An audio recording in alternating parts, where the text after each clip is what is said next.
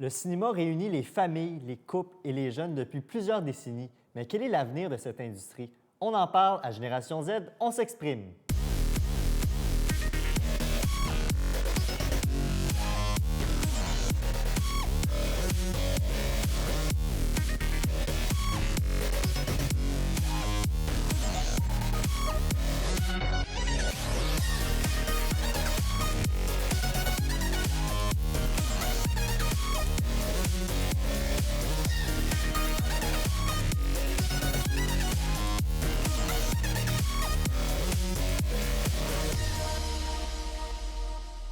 Et aujourd'hui, on parle de cinéma. J'ai le plaisir de recevoir mes collaborateurs Alessa, Nour et Carlando. Vous allez bien? Ah, super bien.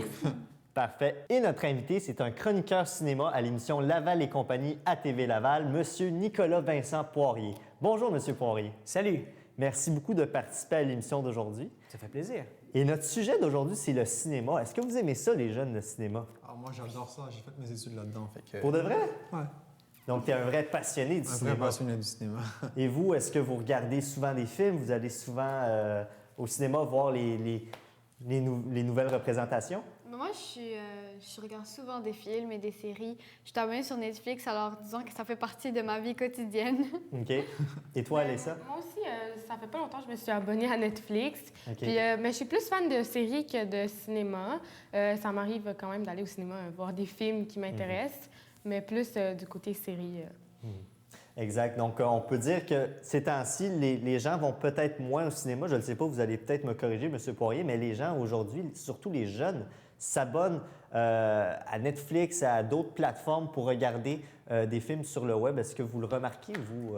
Oui, tout à fait. Mais le cinéma est toujours en évolution. Juste un exemple, pourquoi est-ce que le 3D est arrivé au cinéma? Bien, une des raisons, c'est que la télé est arrivée. Les salles de cinéma avaient peur de perdre le marché. Donc, ils sont arrivés avec le 3D, qui n'était pas la meilleure idée au monde.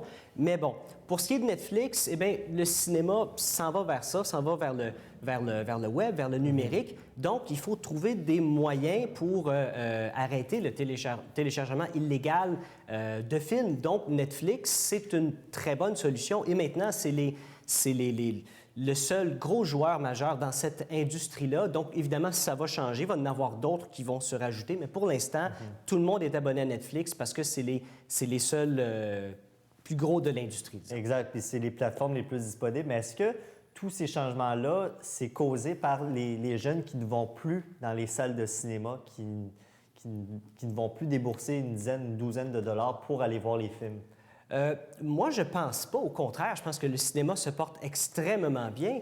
Depuis quelques années, plus ça va et plus il y a des films qui battent le milliard de dollars au niveau du box-office international. Et on parle beaucoup de films qui s'adressent pour les jeunes, que ce soit Transformers. Bon, on prend la série Twilight. Je pense pas qu'il y a un des films qui est arrivé à 1 milliard, mais en tout cas, quand même assez près.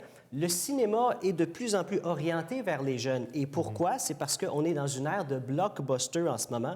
Qu'est-ce que ça veut dire? Les films coûtent de plus en plus cher, donc il faut les rentabiliser rapidement. Parce que dès qu'un film sort, c'est la première fin de semaine de sortie d'un film qui va... on peut voir un peu l'histoire, mettons, dans le futur par rapport à ce film-là, comme Twilight. Si le film Twilight sortirait, mettons, au numéro 2 dans sa première fin de semaine de sortie, on peut présumer que la semaine suivante, tu peux être au numéro 3, numéro 4, dans le meilleur des cas, rester au numéro 2. Donc, il faut rapidement prendre le marché et justement, comment faire ça? Bien, s'adresser beaucoup plus aux jeunes. Il ne faut pas séparer les familles. Si on sépare les familles, les gens qui vont aller au cinéma vont prioriser quelque chose, un divertissement familial. Donc, ils ne vont pas aller voir ton film qui est pour 13 ans ou 16 ans et plus. Ils vont se contenter de quelque chose accessible à tout le monde. Et avec tous les médias maintenant, je pense que c'est Michael Bay qui l'avait dit par rapport à son tout dernier film Transformers, les gens n'aiment pas ce que je fais, ils chialent, c'est pas grave, ils vont finir par aller le voir pareil. Et il avait totalement raison. Le film a fait énormément d'argent, le dernier Transformers. On chialait à propos de Ninja Turtles cet été. C'est pas grave, le film a fait de l'argent, ils sont en train d'en préparer un. Mais dans le fond, c'est... Si on en parle en bien ou on en parle en mal, tant qu'on en parle, bien, ça pousse les gens à aller voir le film.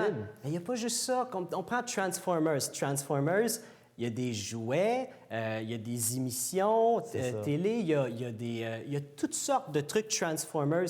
Et un film, maintenant, s'associe à toutes sortes de médias pour bombarder les gens de publicité. Et le meilleur consommateur, eh bien, c'est les jeunes. Donc, est-ce que les jeunes préfèrent le cinéma aujourd'hui ou consomment plus de cinéma? Bien, on les force un peu. Tout à fait. Et j'ai une statistique très intéressante qui provient de Statistique Canada sur l'utilisation, la fréquentation des jeunes par rapport au cinéma. Et les 15-24 ans, ce sont 29 des jeunes qui y vont au moins une fois par mois, tandis que les 25-39 ans, 14 et pour les 40-59 ans, seulement 11 Donc, on voit qu'il y a quand même une différence. Là. Les jeunes, environ 1 sur 3 va au cinéma mensuellement, tandis que les plus vieux, c'est beaucoup moins. Bien, c'est sûr, parce que toute l'expérience du cinéma est orientée vers les jeunes. On prend un film qui coûte, je prends le dernier James Bond, qui a coûté environ 250 millions à faire. C'est 250 millions, plus on rajoute le budget pour la publicité. Donc, ça, c'est une énorme machine, James Bond. Donc, il faut tellement rentrer dans son argent. Et puis, en plus, c'est très payant. Donc, les salles, les cinémas, il va y avoir plus de salles avec James Bond. Et il va y avoir moins de place pour les films qu'une personne un peu plus vieille pourrait apprécier. Ce genre de film-là peut être diffusé dans une salle au lieu de 2 ou 3 et pas dans tous les cinémas. Et au bout de la ligne, c'est beaucoup plus en location que le film va faire son argent. Tandis que le cinéma, c'est vraiment une expérience familiale ou pour les jeunes. Mais qu'est-ce qui explique justement que les jeunes vont beaucoup plus au cinéma que les vieux? Parce que les vieux, je suis un peu impoli, les moins jeunes ou les un peu plus vieux. Mais on va dire ça ainsi parce que le cinéma, ça existe depuis des décennies, ça existe depuis longtemps. Donc, nos parents, même nos grands-parents allaient au cinéma quand ils étaient plus jeunes. Donc, pourquoi cette différence-là, selon vous? Ben, premièrement, En fait, désolée. premièrement, c'est déjà, il y a moins de responsabilités, ce qui signifie plus de temps. Et qu'avec plus de temps, les jeunes vont plus au cinéma. Puis aussi beaucoup de publicité, comme monsieur vient de le dire. Fait que ça pousse beaucoup les jeunes à écouter les films. Puis il y a quelque chose aussi que les jeunes aiment beaucoup dans les films. C'est, comment je peux dire ça, c'est malheureux, mais les gens aiment beaucoup de violence dans les films. Ils aiment aussi ça, le sexe dans les films. Fait que ça les pousse aussi à écouter ces genres de films-là. Toi, qu'est-ce que tu en penses, non? Pourquoi les jeunes? Ben, moi, je crois comme eux. D'abord, ben, c'est vraiment la clientèle visée. Ça veut dire qu'on s'attend à ce qu'il y ait plus de jeunes que d'autres personnes. Mais aussi parce que ben, les jeunes, ils vont plus genre entre amis. Ils vont plus... Tu sais, c'est un endroit de chilling, tu sais. On y va. Puis, aussi, le budget, tu sais, comme quand tu es dans la vingtaine, tu préfères t'abonner à des chaînes, des trucs comme Netflix, comme Nour et moi, on est abonnés, ou comme d'autres trucs. D'autres plateformes. Oui, d'autres plateformes à l'ordinateur, ou que tu peux faire chez toi quand tu as le temps. Puis nous, on est plus, je vais y aller de temps en temps, ça me dérange pas de payer 10, 12 $, puis j'y vais avec mes amis, puis j'ai pas besoin d'avoir un certain abonnement que je dois payer mensuellement. Exact. Là, j'ai envie de vous montrer 2 films d'une époque complètement différente. Tout d'abord, un film qui date de 1960, À bout de souffle, et un autre que vous connaissez sûrement, La bataille des 5 armées, le Hobbit 3, en fait, qui est sorti en 2014. Donc, on regarde la différence des 2 films à l'instant. L'amour, les Champs-Élysées, la peur. Avec Gene Seberg et Jean-Paul Belmondo. Le meilleur film actuel.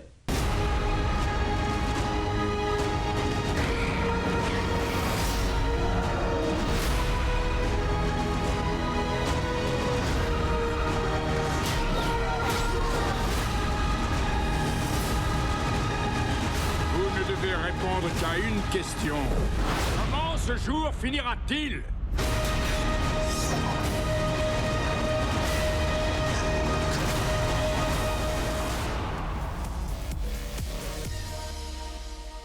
Vous avez pu le remarquer, il y a une différence entre les films de 1960 et de 2014-2015. Et justement, ce qu'on peut voir, comme qu'on a vu dans le dernier film des Hobbits, La bataille des 5 armées, on a remarqué que de plus en plus, il y a des films que ce sont des adaptations de romans qui étaient écrits précédemment. Et pourquoi ça, selon vous? Il y a une raison assez simple, c'est que vu qu'on est dans une ère de blockbuster et que le but, c'est de faire un maximum d'argent, eh bien, c'est bon d'avoir des franchises de films. Et le cinéma suit toujours les tendances. Et à peu près en même temps, il y a eu le film Harry Potter et le premier Seigneur des Anneaux qui sont sortis environ en même temps. Et les deux ont été des énormes succès au box-office, Donc, les studios se sont dit, OK, on a quelque chose là, go, il faut continuer, il faut en faire plus. Et voilà, c'est pour ça que Twilight est arrivé, Divergence est arrivé, Hunger Games aussi. C'est basé sur des romans pour ados qui ont très bien fonctionné. Donc, go, on en fait des films. À l'opposé, si le film Cowboy et Alien en 2010 ou 2011 aurait fonctionné au box-office, ou même The Lone Ranger, on aurait été bombardé d'ici quelques années par des films de cowboy. Mais c'est pas le cas. Pour l'instant, on est encore dans les films basés sur des romans pour ados. Exact. Puis ça date pas de... C'est récent, mais quand même, si on compare à Star Wars, que ça fait quand même longtemps que ça existait, puis il y avait des livres de ça précédemment, puis là, ils vont sortir le Star Wars 7. Est-ce que c'est justement dans cette même lignée-là? D'ailleurs, c'est Walt Disney qui produit maintenant les Star Wars. C'est eux qui ont acheté la franchise. Et Star Wars, c'est qu'il y a des énormes fans de cette franchise-là. Il y a des livres, il y a des jouets, il y a toutes sortes de choses. Donc, tu gardes toujours tes fans avec ça. Il n'y a peut-être pas de film présentement, mais oh, regarde, il y a des livres. Ouais, puis en 96-97, ils ont sorti des versions de la première trilogie, mais améliorées, avec des effets spéciaux meilleurs, qui sont très mauvais si on les regarde aujourd'hui. Mais dans ce temps-là, ça marchait bien, puis c'était beau. Donc, et voilà, tu gardes toujours tes fans avec quelque chose, et on le savait depuis le début, OK, il va y en avoir d'autres à un moment donné. Bien là, ça y est, on va arriver au mois de décembre avec une nouvelle trilogie Star Wars. Exact. Donc, dans le fond, c'est de capter l'attention des gens, de leur dire, de leur faire un peu attendre pour monter l'excitation, et aussitôt, bien, ils peuvent justement faire la promotion d'autres choses, des livres, des films, des jouets, comme tu l'avais mentionné. Mais selon vous, qu'est-ce qui attire les jeunes dans le cinéma aujourd'hui, dans les films qu'on voit actuellement? En fait, d'après moi, les jeunes, ils aiment ça, aller au cinéma. Très souvent, c'est pour le fun. Fait que quand ils vont écouter un film, ils aiment ça rire. Ils aiment ça un peu d'action. Fait qu'ils aiment un peu de mélange de tout. Comédie, action, un peu de dramatique aussi. Fait que surtout le cinéma américain, il offre ce genre de film-là, qui a un peu de tout dans le film, où on peut rire, on peut pleurer en même temps, puis on peut être comme, réflexion, tu sais. Avoir peur. Exactement. Exact. Selon moi, il y a deux types de films qui deviennent vraiment à la mode à leur sortie. C'est les films d'horreur, parce qu'on n'en voit pas beaucoup à l'affiche au cinéma. Puis quand il y en a un, c'est comme le film d'horreur, tout le monde va le voir, tout le monde en parle. Puis sinon, il y a, comme on peut dire, les films qui sont basés sur des livres, parce que les gens ont souvent tendance à aller les voir, puis ils vont dire OK, bien, je veux comparer le livre avec le film. Exact. C'est vrai. Donc, c'est comme ça leur pousse à aller voir le film au cinéma. Puis souvent, comme on entend souvent dire le livre était meilleur, le film était meilleur. Fait que c'est pour critiquer, dans le fond, le film qu'on C'est va pour voir. amener Ouais, la discussion, la puis discussion. ça crée des bons échanges, effectivement. Ça crée des liens aussi. Exact. Et Mais toi, moi, je Nour, quand trouve- tu vas au cinéma, Ouais. c'est quoi que tu aimes le plus? ou- Moi, je trouve qu'en ce moment, le genre de film qui fait fureur auprès des jeunes, c'est plus le fantastique science-fiction, parce que si on prend juste par exemple Divergence, Hunger Games, Twilight, tout ça, ça a vraiment fait de grands succès auprès des jeunes, puis c'est ça qu'ils ont vraiment aimé, puis ils sont dans le même genre. Mais dans le fond, c'est un mélange de science-fiction et de fantastique, mais on peut voir que c'est comme basé sur la vraie vie. Par exemple, Divergence ou Hunger Games, comme on peut voir qu'il y a les riches puis il y a les pauvres qui sont contrôlés par les riches. On peut voir que ça ressemble un peu comme à notre façon de vivre en ce moment. Puis c'est ça qui est intéressant aussi. Exact. Puis là, vous dites science-fiction. Moi, la première chose que je pense, c'est le film 2012. Je ne sais pas si vous l'avez regardé. Ouais, bien C'est sûr. sorti quoi, en 2010? À peu près en 2010, oui. C'est sorti quelque temps avant cette fameuse fin du monde que tout le monde croyait. Est-ce que vous pensez justement que faire des films sur des choses qui peuvent éventuellement arriver, ça attire les gens, et les c'est jeunes sûr. spécifiquement? Oui, ça marche. Tout ce qui est énorme au niveau des effets spéciaux. Bien, d'ailleurs, celui qui a fait ça en 2012, c'est Roland Emmerich. Et lui, il est connu pour faire des gros films d'action qui sont... C'est pas très, très bon au bout de la ligne, mais bon, le plus intéressant qu'il a fait, je pense, c'est Independence Day en 96, si je me rappelle bien. Donc, c'est juste des gros films comme ça qu'il fait. Et c'est correct, c'est un genre, mais au bout de la ligne, 2012 n'était pas basé sur quelque chose qui existait. Donc, ça partait de zéro. tant mieux, le film a fait de l'argent, mais plus ça va et plus on s'en va vers des franchises. C'est ce qu'il y a de plus important parce que c'est un énorme risque investir 100, 200 millions, plus la publicité, pour un film pour une histoire que personne connaît. Donc, Et là, vous parlez de films justement à gros revenus, grosses dépenses aussi, parce que c'est des investissements qui sont très élevés. Mais si on est du côté plus local au Québec, on se rend compte que, bon, c'est pas tous les films, que c'est plusieurs dizaines de millions, centaines de millions qui sont investis. Est-ce que vous pensez que ça a un lien avec l'intérêt des jeunes par rapport aux films québécois? Parce que ma perception, c'est qu'ils sont beaucoup plus attirés vers les films d'Hollywood, les gros effets spéciaux et tout ça. c'est qu'on ne peut pas compétitionner avec Hollywood à ce niveau-là. Mais par contre, moi, je pense que le cinéma québécois a un énorme potentiel. On est bourré de talent. On fait beaucoup de choses avec des petits moyens. Exactement. Puis vous, les jeunes, est-ce que vous écoutez des films québécois des fois? Moi, dernièrement, j'ai commencé à avoir plus d'intérêt à aller voir les films québécois parce que je me dis, ça a été filmé ici, des acteurs d'ici, comme c'est vraiment intéressant de voir c'est quoi les différences entre les films américains et les films québécois. Je trouve qu'on devrait donner plus de promotion parce que dans nos postes de télévision, on voit juste des annonces de films américains, mais on en voit peu de films québécois. Puis on est ici, fait qu'on est supposé en voir plus. Fait que moi, je trouve que c'est quelque chose qu'on devrait améliorer. Sincèrement, je suis d'accord avec elle. Vu que je ne sais pas si vous avez déjà écouté le dernier Batman, en fait. Oui. Ce film-là, il était sur TVA, je pense. Puis il y a plein de films québécois en tant que tels qui n'ont pas été à la télévision. On ne les voit pas. Puis ça fait comme 10 ans qu'ils sont passés, puis on les voit pas souvent à la télé. Puis on voit les films américains, que ça fait comme 3 ans que c'est fini, puis ils se passent à la télé maintenant. Je trouve ça vraiment regrettable. Mais M. Poirier, si vous pouvez me corriger là-dessus, je pense que justement, s'il y a beaucoup de films américains dans ces chaînes de télévision, c'est parce que c'est une question d'offre et de demande. Les gens aiment Batman, Spider-Man, ces films qui ont marqué leur enfance et même les films d'aujourd'hui qui ont beaucoup d'effets spéciaux, ça doit avoir un impact là-dedans.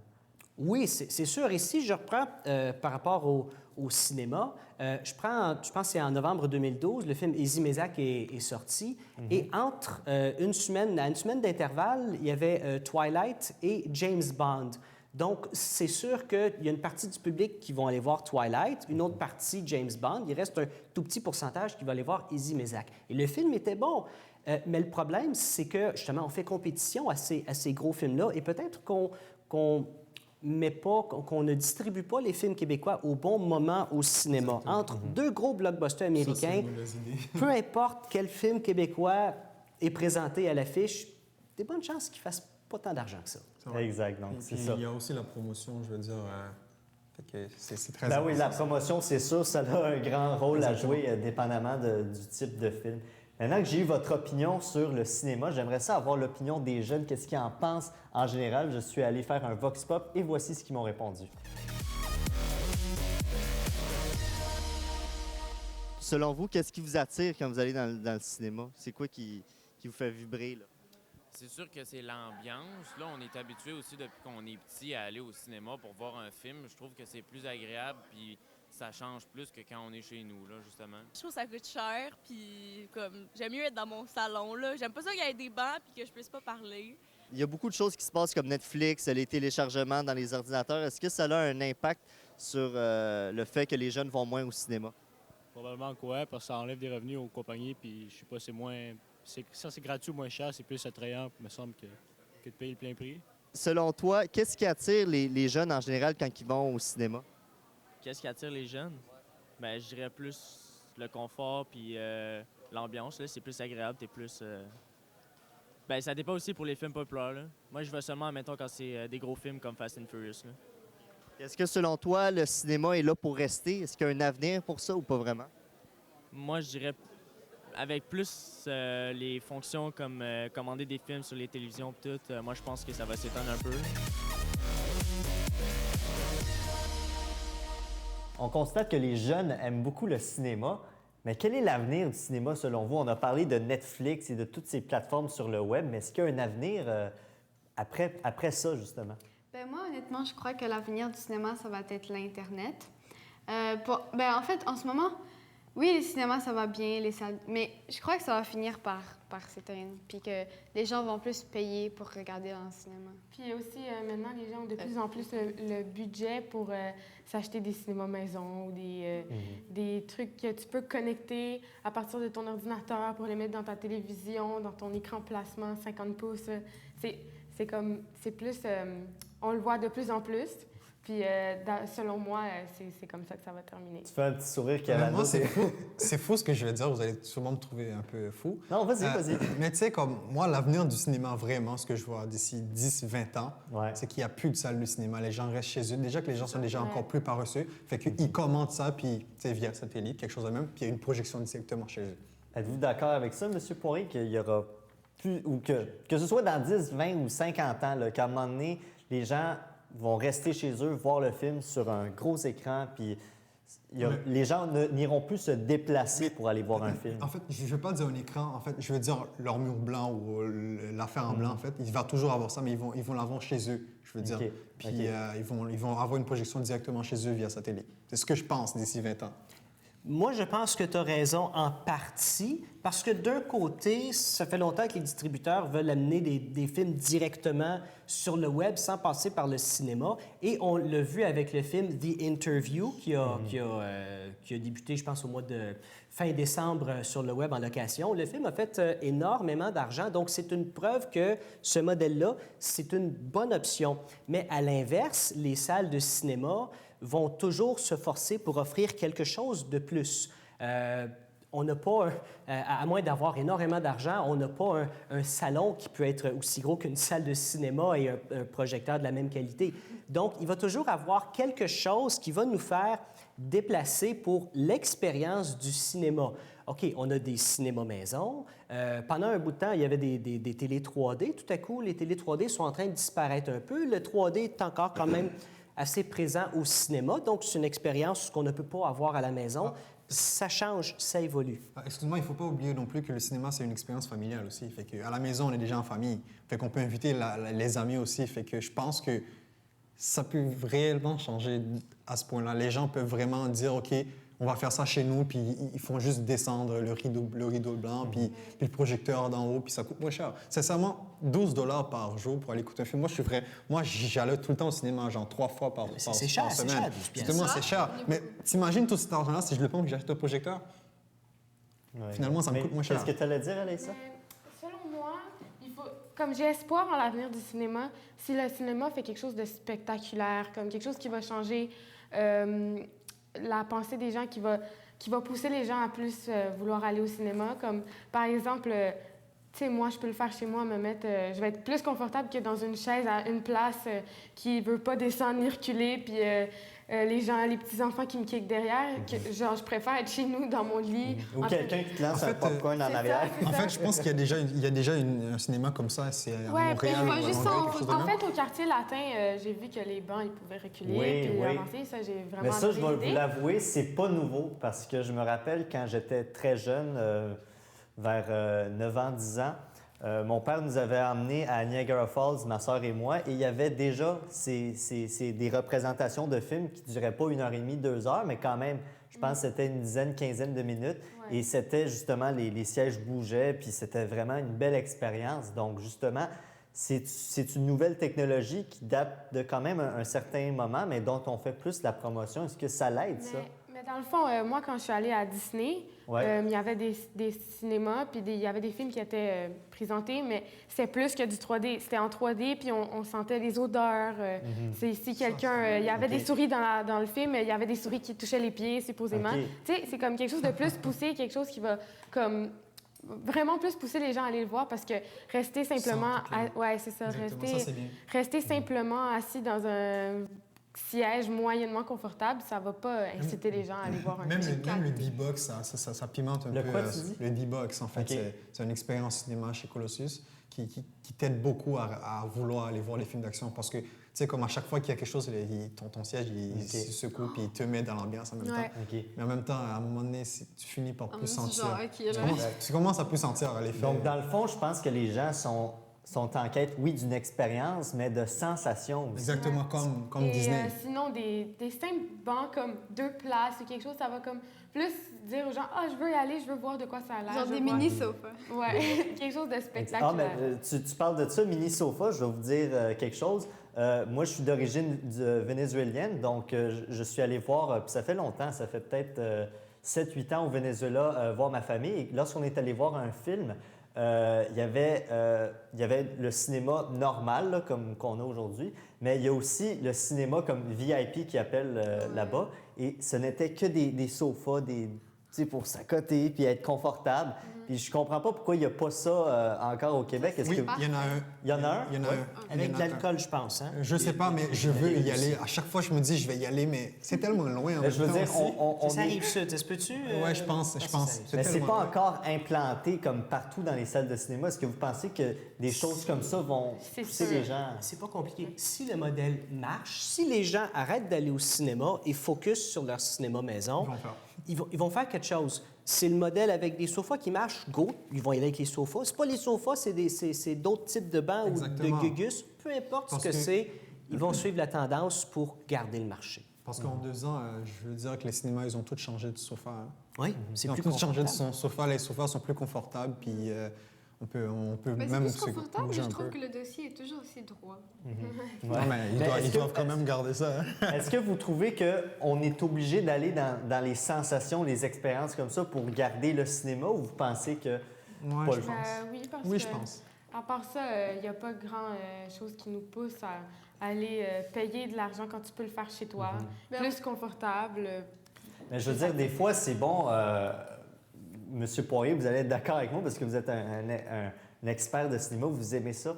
Juste un documentaire ou un film dramatique, pas besoin de sensations, mais juste l'essentiel du film. Souvent, on oublie ça. On est à la quête de sensations, d'expériences et tout ça, mais on oublie le scénario et l'histoire, les valeurs qu'on parle du cinéma. T'imagines un documentaire où on parle de singes, des animaux dans la forêt, puis tu ressens vraiment que tu es dans une forêt? Ouais. Ça, c'est quelque chose. Ben, IMAX te Ouais, permet ça ouais. avec le 3D. Moi, je pense que ce qui peut peut-être arriver dans l'avenir, justement, c'est qu'avec le prix des billets qui augmente et les salles qui veulent offrir de plus en plus d'expériences, je pense que les films d'action, les films incroyables visuellement à regarder, ça va être une bonne chose d'aller le voir au cinéma. Mais à l'inverse, un drame psychologique, est-ce que ça vaut le coup nécessairement d'aller le voir en 3D, IMAX et tout ce qui vient avec? Non. Je le sais pas. Non. Mon avis à moi, non, mais peut-être qu'à un moment donné, il va y avoir un marché pour ça. Mais Exact, sinon, on ne sait jamais. Mais je vous remercie beaucoup, cher invité, du temps que vous m'avez accordé pour parler du cinéma. Merci Alessa, Nour et Carlando. Et Monsieur Poirier, si on veut en savoir plus sur le cinéma ou connaître plus sur vos chroniques, qu'est-ce qu'on peut faire pour aller vous voir? On peut aller sur ma chaîne YouTube qui apparaît au bas de l'écran. OK. Et bien entendu, à l'émission Laval et compagnie. Tout Je à vous fait. remercie beaucoup de participer à l'émission. Maintenant, je m'adresse à vous, cher public, pour la question de la semaine que vous pouvez répondre sur notre page Facebook Génération Z, on s'exprime. Et la question est la suivante. Quel type de film regardez-vous? Donc, j'aimerais beaucoup voir vos réponses. Vous pouvez y répondre sur Facebook. Merci beaucoup. On se voit pour une autre émission de Génération Z, on s'exprime.